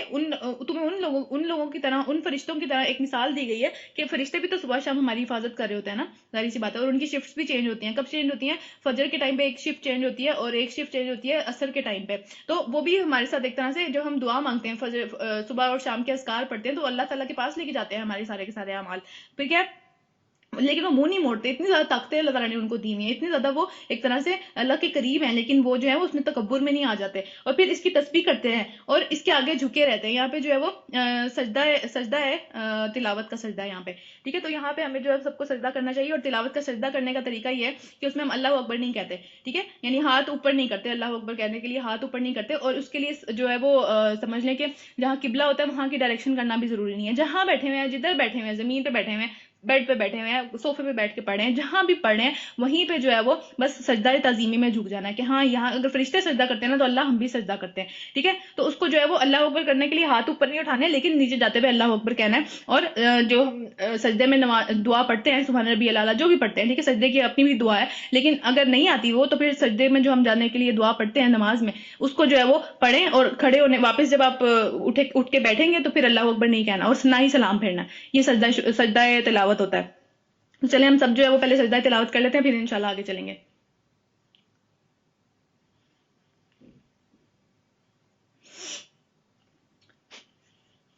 اچھا اس کے بارے میں جو ہے وہ ایک حدیث ہے نبی صلی اللہ علیہ وسلم سے، نبی صلی اللہ علیہ وسلم کے ٹائم پہ ایک صحابی نے بتایا کہ ہم ایک دفعہ قرآن پڑھ رہے تھے اور اس ٹائم پہ کیا ہوا کہ سجدہ تلاوت آ گیا. تو اب سارے قریب قریب بیٹھ کے پڑھ رہے تھے تو ایسا ہوا کہ کسی کو جو ہے وہ زمین کی جگہ بھی نہیں ملی، تو ہم نے ایک دوسرے کے اوپر ہی سجدہ کر دیا. یعنی کہ سجدہ صرف اس طرح سے ہے کہ ہم اللہ کے آگے جھک رہے ہیں، یہ سجدہ اصل والا سجدہ نہیں ہے. تو اس میں کیا ہوا کہ کچھ لوگوں نے کچھ لوگوں کی بیک کے اوپر جو ہے وہ ایک طرح سے جھک کے سجدہ کر لیا کہ ہاں اللہ کے سامنے ہم بھی جھکتے ہیں. تو اس میں کوئی اتنا زیادہ جو ہے وہ پریشانی والی بات نہیں ہے، جہاں بیٹھے ہوئے ہیں جس طرح سے جہاں پہ بھی اویلیبل ہے جگہ اس طرح سے سجدہ کیا جا سکتا ہے. اچھا اس کے بعد کیا ہے، اگلی سورت سورہ انفال ہے، مدنی سورت ہے. اور جو ہے وہ اس میں جو ہے وہ غزوہ بدر کے بارے میں بات کی گئی ہے. غزوہ بدر جو ہے وہ مسلمان اور مشرکین مکہ کے درمیان میں پہلا معرکہ تھا، پہلی لڑائی تھی یہ، ٹھیک ہے، مسلمانوں کے درمیان میں اور مشرکین کے درمیان میں. اور یہ ہجرت کے بعد ہوئی تھی. ظاہر بات ہے جب مسلمان جو ہے وہ ہجرت کر کے مکہ سے مدینہ آ چکے تھے تو مدینہ کے اندر ان کو ایک ظاہر بات ہے ایک سیکیورٹی مل گئی تھی. ایک جو ہے وہ انہوں نے پورا کا پورا ایک سمجھ لیں کہ پورا ایک سسٹم بنا لیا تھا وہاں پہ، اور وہاں پہ جو ہے وہ پھر ایک طرح سے وہ اس قابل ہو گئے تھے کہ وہ واپس اپنا ڈیفینڈ کر سکتے، مدینہ کو ڈیفینڈ کر سکتے وہ. تو اس وقت کی بات ہے، اور اس کو اللہ تعالیٰ نے جو قرآن کے اندر یوم الفرقان بھی کہا ہے. فرقان کس کو کہتے ہیں؟ فرق کرنے والے کو، صحیح اور غلط کے درمیان میں واضح طور پہ فرق ہو گیا تھا اس دن کہ کون صحیح ہے کون غلط ہے. اس کے بعد انفال جو ہے وہ مال غنیمت کو کہتے ہیں، جو جنگ کے بعد انسان کو یا پھر جو سارے لڑے ہوتے ہیں ان کو جو مال غنیمت ملتا ہے نا وہاں پہ، یعنی کہ جو چیزیں چھوڑ کے بھاگ جاتے ہیں دشمن، اس کو مال غنیمت کہتے ہیں. تو وہ دنیا کی چیزیں ہوتی ہیں ساری کی ساری، ظاہر سی بات ہے، ان کے گھوڑے، ان کے ڈفرنٹ چیزیں، ان کا جو بھی وہ لے کے آئے ہوتے ہیں، تو وہ سارے کے سارے کو انفال کہتے ہیں. اس صورت کے اندر جو ہے وہ اس کو تقسیم کرنا، اس کا سارے کے سارے معاملات جو ہیں وہ ڈسکس کیے گئے ہیں، اس لیے سورت کا نام بھی انفال رکھا گیا اور پہلی آیت کے اندر انفال کا لفظ آیا ہوا ہے. اچھا دوسری امپورٹنٹ بات یہ ہے کہ غزوہ بدر کے اندر کیا ہوا تھا کہ مسلمانوں کی تعداد 313 تھی، 313 ان کی تعداد تھی، اور جو کفار تھے ان کے مقابلے میں وہ 1000 تھے، 1000. اور جو مسلمان تھے ان کے پاس 1 یا 2 گھوڑے تھے، اس سے زیادہ گھوڑے بھی نہیں تھے. یعنی کہ بدر جو مقام ہے وہ مدینہ سے نکل کے ہے، مدینہ سے نکل کے ڈیفینڈ کرنا تھا انہوں نے. مدینہ کے اندر رہ کے لڑائی نہیں ہو رہی تھی، باہر جا کے ایک بدر کا مقام تھا اس کے اندر جو ہے وہ لڑائی ہو رہی تھی، اس کی وجہ سے اس کو غزوہ بدر بھی کہتے ہیں. اور جو مشرکین تھے ان کے پاس 300 گھوڑے تھے، ٹوٹل 300 گھوڑے تھے. یعنی وہ ہر لحاظ سے بہت سپیریئر تھے، مال کے حساب سے یا پھر تیاری کے حساب سے، لوگوں کے حساب سے، ہر لحاظ سے وہ جو تھے وہ سپیریئر تھے ان سے. اچھا آگے پڑھنا شروع کرتے ہیں. بسم اللہ الرحمن الرحیم. تم سے لوگ انفال کے متعلق پوچھتے ہیں. اب ہوا کیا کہ جب یہ سارا کا سارا معاملہ ہوا، وہ لوگ جنگ کے اندر جیت گئے، بہت اچھی فتح اللہ تعالیٰ نے عطا کی تھی ان لوگوں کو غزوہ بدر کے اندر. تو جب وہ جنگ کے اندر جیت گئے تو ہر جو لوگ تھے ان کے درمیان میں کشمکش پیدا ہونی شروع ہوئی. جو ینگ تھے انہوں نے کہا کہ ہمارا حصہ زیادہ ہونا چاہیے اس کے اندر، کیونکہ ہم آگے بڑھ کے جو ہے وہ ہم نے ڈیفینڈ کیا. جو تھوڑے سے بوڑھے تھے انہوں نے کہا کہ ہمارا حصہ زیادہ ہونا چاہیے، ہم نے پیچھے والی جو سائڈ تھی وہ ڈیفینڈ کی. اس طرح سے جو ہے نا وہ ایک دوسرے کے تھوڑے سے خلاف ہونے شروع ہو گئے اور لوگوں معاملات خراب ہونے لگے. پھر کیا ہوا کہ دور جاہلیت کے اندر جب اسلام نہیں آیا تھا تو اس کے بارے میں کوئی رول نہیں تھا کہ کس طرح سے تقسیم کیا جائے گا جنگ کے مال کو. جو طاقتور ہوتا تھا وہ زیادہ کھا جاتا تھا، بس اتنا سا جو ہے وہ سمجھنے قانون تھا اس ٹائم پہ. تو کیا ہوا کہ لوگوں نے اب اللہ کے نبی سے سوال کرنے شروع کیے کہ کیا ہے اس کے بارے میں ہمارے پاس اللہ کی طرف سے. تو لوگ تم سے انفال کے متعلق پوچھتے ہیں، کہو یہ انفال مال غنیمت کو کہتے ہیں، دوبارہ میں بتا رہی ہوں کہ انفال تو اللہ اور اس کے رسول کے لیے ہے، دونوں کے لیے ہے یہ. تو تم نے تو جو جہاد کیا تھا وہ اللہ اور رسول کے لیے کیا تھا، تم نے اس انفال کے لیے تو نہیں کیا تھا. جب تم ان دا فرسٹ پلیس نکلے تھے اپنے گھروں سے مشرکین کے اوپر حملہ کرنے کے لیے، سارے کے سارے جو 313 لوگ تھے وہ تو اللہ اور رسول کے لیے نکلے تھے، وہ یہ مال اکٹھا کرنے کے لیے تو نہیں نکلے تھے. تو اس میں لڑنا جھگڑنے کی کیا بات ہے اتنی زیادہ؟ اگر یہ مال اللہ تعالیٰ نے ایک فتح کے ساتھ، ایک جو ون والی سچویشن تھی اس کے ساتھ ایکسٹرا طور پہ ایک یہ فضل بھی کر دیا کہ مال بھی مل گیا، تو اس میں اب لڑ جھگڑ کے آپس کے معاملات خراب کر کے اللہ اور رسول کی دشمنیاں پال کے کیا کر رہے ہو تم؟ اللہ اور رسول کا مال ہے یہ. تو پھر بس تم لوگوں کو اللہ سے ڈرنا چاہیے اور اپنے آپس کے تعلقات درست کرو. آپس میں لڑنے جھگڑنے کی کیا بات ہے اس کے اندر؟ اس کے پیچھے پڑ کے جو ہے وہ آپس میں نہیں لڑنا چاہیے، دنیا کے پیچھے پڑ کے. تو پھر کیا اچھا، اور اللہ اور اس کے رسول کی اطاعت کرو اگر تم مومن ہو. یعنی مومن بن کے اتنے بڑے، اب ہمیں پتہ ہے جو عشرہ مبشرہ ہیں، جو 10 صحابہ اس طرح کے ہیں جن کو دنیا کے اندر ہی اللہ تعالیٰ نے جو خوشخبری دے دی تھی. مبشرہ ان لوگوں کو کہتے ہیں جن کو خوشخبری دی جائے. تو وہ جو سارے کے سارے تھے وہ غزوہ بدر کے شریک تھے سارے کے سارے، اور مطلب وہ جو انہوں نے جہاد کیا اس کا جہاد جو ہے وہ پوری دنیا کے جہاد کے اوپر افضل ہے جو انہوں نے اس ٹائم پہ کیا تھا. لیکن اس میں بھی جو معاملات خراب ہوئے تو پھر بھی اللہ تعالیٰ کہہ رہے ہیں کہ اگر تم نے اللہ اور رسول کی بات نہیں مانی تو تم مومن نہیں کہلانے کے قابل ہو. اگر تم مومن ہو تو اطاعت کرو. یعنی اس کے اوپر بھی جو ہے وہ اتنی بڑی بات کہ اتنا بڑا کام کرنے کے بعد بھی جو ہے وہ اگر معاملات خراب ہوئے تمہارے آپس میں تو پھر تمہارا تعلق وہاں سے نہیں ہے. کیا حدیث میں نبی صلی اللہ علیہ وسلم نے فرمایا کہ ابن آدم میں کوئی بھی ایسا عمل نہیں کرتا کہ جو اس سے بہتر ہو کہ نماز قائم کریں یا پھر آپس میں صلح کروائیں اور اچھے اخلاق ہو. یعنی یہ 3 جو معاملات ہیں ان سے بہتر کوئی عمل ہے ہی نہیں کہ کوئی بھی ابن آدم یعنی کہ آدم کی اولاد میں سے کوئی بھی اس سے زیادہ بہتر عمل لے کے نہیں آ سکتا. 3 کون کون سے ہیں؟ نماز قائم کرنا، صلح کروانا آپس میں، جو 2 لوگوں کی لڑائی ہوئی ہے صلح کرا دے، اور تیسرا بہترین اخلاق، اچھا اخلاق. ٹھیک ہے، تو یہ تینوں معاملات اگر خراب ہوں گے تو پھر سارے معاملات خراب ہوں گے. تو یہاں پہ انہی کی بات ہو رہی ہے کہ اب آپس میں تعلقات ٹھیک رکھو، تعلقات خراب نہیں کرنے اس مال کے پیچھے آ کے. تو سچے اہل ایمان تو وہی ہیں جن کے دل اللہ کی ذکر سن کر کانپ اٹھتے ہیں، سارے ان کے دل کانپ جاتے ہیں، اور جب اللہ کی آیات ان کے سامنے پڑھی جاتی ہے تو ان کا ایمان بڑھ جاتا ہے اور وہ اپنے رب پر اعتماد رکھتے ہیں. اب ہمیں یہ بات سوچنا چاہیے، اپنا جائزہ لینا چاہیے کہ کیا ہمارے دل کانپتے ہیں جب ہم اللہ کی آیات پڑھتے چلے جا رہے ہیں، ایک کے بعد ایک آیات پڑھتے چلے جا رہے ہیں؟ کیا ہمارے دل کانپتے ہیں؟ کیا ہمارے ایمان زیادہ بڑھتا ہے کہ ہاں واقعی اللہ تعالیٰ کی کتنی اچھی اچھی باتیں ہیں یہ ساری کی ساری؟ ٹھیک ہے، ہمیں سوچنا چاہیے. اور پھر یہ ساری آیات سننے کے بعد ان کا عمل کیا ہوتا ہے کہ جو نماز قائم کرتے ہیں اور جو کچھ ہم نے ان کو دیا ہے اس میں سے ہماری راہ میں خرچ کرتے ہیں. ایسے ہی لوگ حقیقی مومن ہیں. اصل میں مومن جو ہیں، جو ویسے تو سارے مسلمان ہیں لیکن جو مومن ہیں وہ یہ ہیں. پھر ان کے لیے ان کے رب کے پاس بڑے درجے ہیں، بہت سارے درجے ہیں، قصوروں کی معافی ہے اور بہترین رزق ہے. جتنا جس کا ایمان ہے، جتنا جس کا عمل زیادہ ہے، بہترین اخلاق ہے، جس کے آپس کے معاملات اچھے ہیں، اتنا ہی بڑا اس کا درجہ ہے. ٹھیک ہے، کیونکہ ہمیں پتہ ہے اس حدیث کے بارے میں بھی کہ نبی صلی اللہ علیہ وسلم نے فرمایا کہ جو ترازو ہے قیامت والے دن، جو حساب کا ترازو ہے، اس کے اندر اس سے زیادہ بہترین اور اس سے زیادہ بھاری عمل کوئی نہیں ہے کہ اچھا اخلاق ہو کسی کا. ٹھیک ہے، تو یہ شروع میں مطلب اللہ تعالیٰ نے فوراً سے نہیں بتا دیا کہ کتنا مال کس کو ملے گا. پہلے اخلاق کی بات ہو رہی ہے کہ آپس کے معاملات خراب نہیں کرنے، کیونکہ کیا ہوگا کہ اس کے پیچھے پڑھ کے آپس کے معاملات خراب کریں گے تو ایک طرح سے اسٹرینتھ کم ہو جائے گی، آپس میں فرقے میں بڑھ جائے گا، انسان جو ہے وہ گروہوں میں بڑھ جائے گا کہ ایک دل خراب ہوں گے ایک دوسرے کے خلاف. تو یہ سارے کے سارے معاملات خراب ہو جائیں گے. اس سے جو ہے وہ طاقت میں فرق آئے گا، کمزور ہو جاؤ گے تم. پھر کیا ہے کہ قصوروں کی معافی ہے اور بہترین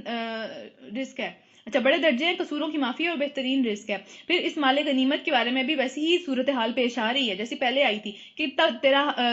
کب کی بات ہے، یعنی اس وقت کو بھی یاد کرنا چاہیے جب تیرا رب تجھے حق کے کام کے لیے تیرے گھر سے نکال لایا. نبی صلی اللہ علیہ وسلم کو بھی کہہ رہے ہیں اور باقی سب کو بھی ان کی اس سے کہہ رہے ہیں کہ حق کا کام کیا تھا؟ غزوہ بدر حق کا کام تھا. حق کو حق ثابت کرنا اور